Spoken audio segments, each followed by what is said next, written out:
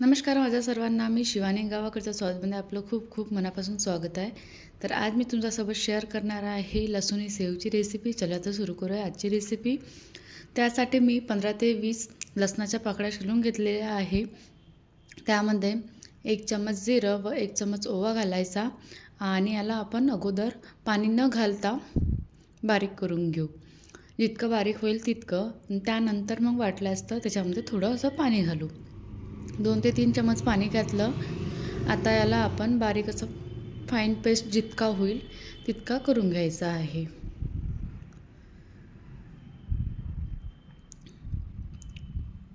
Paste पण तयार आहे. याला साईडला ठेवू. तोपर्यंत एका भांड्यामध्ये चाळणी ठेवायची अशी आणि बेसन गारून घ्यायचं. म्हणजे जे पण काही लंग्स वगैरे असतील ना, गुठल्या वगैरे झालेल्या राहतात बेसनामध्ये, त्या निघून जाईल. तर 2 कप मी बेसन घेतलेलं आहे. यासाठी जाडवालं बेसन नाही घ्यायचं, पातळवालं असते ना थोडं बारीक असं, ते वालं बेसन घ्यायचं. लाडवाचं बेसन वगैरे नाही घ्यायचं. त्यामध्ये आणखी थोडंसं क्रिस्पीनेस येण्यासाठी तांदळाचं पीठ नक्की घाला. त्याच्याने आणखी मस्त कुरकुरीत शेव बनतात. आता तुम्ही 2 चम्मच तांदळाचं पीठ घातलेलं, त्यालाही छानून घेतलं थोडंसं. आणि नंतर त्याच्यामध्ये तुम्हाला जितकं तिखट आवडत असेल ना, तर थोडं 2 चम्मच तिखट टाका तुम्ही. मी 1 चम्मच, मोठा जो चम्मच असतो ना त्याच्या भरून 1 चम्मच तिखट टाकलेला आहे. आणि चवीनुसार मीठ घातलेलं आहे व थोडीशी हिंग घातलेली आहे. आणि अर्धा चम्मचच्या जवळपास हळद घातलेली आहे.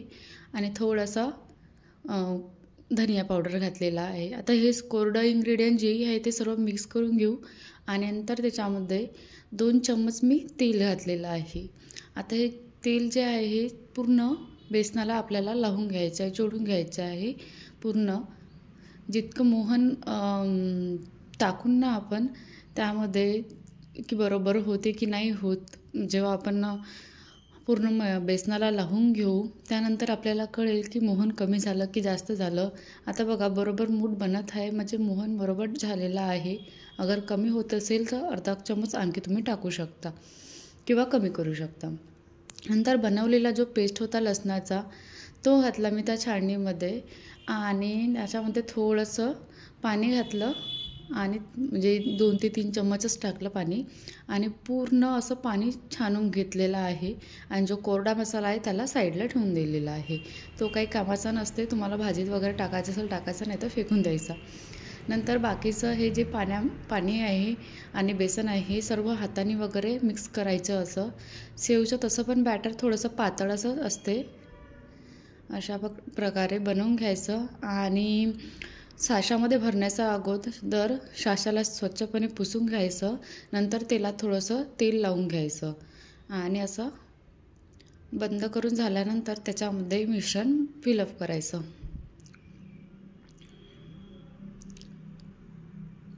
पातळ थोडंसं राहिलं ना तर शेव पटकन म्हणजे काढायला इझी होते.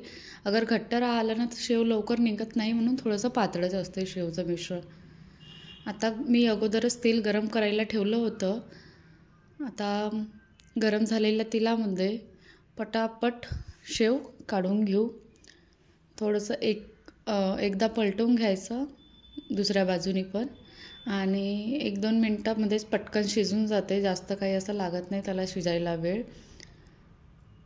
खायला खूप टेस्टी आहे. आपण जे नॉर्मली शेव तिखट मीठ टाकून करतो ना, त्याच्यापेक्षा हे लसूणी शेव खायला आणि बनवायला पण इझी आहे आणि खायला खूपच टेस्टी आहे.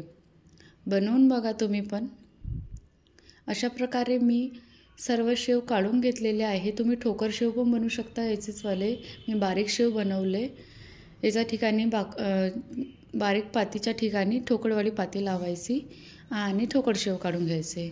कशी वाटली रेसिपी कमेंटमध्ये सांगा. आणि माझ्या चॅनेलला सबस्क्राईब करायला विसरू नका. आणि घरी करून बघा शेव नक्की.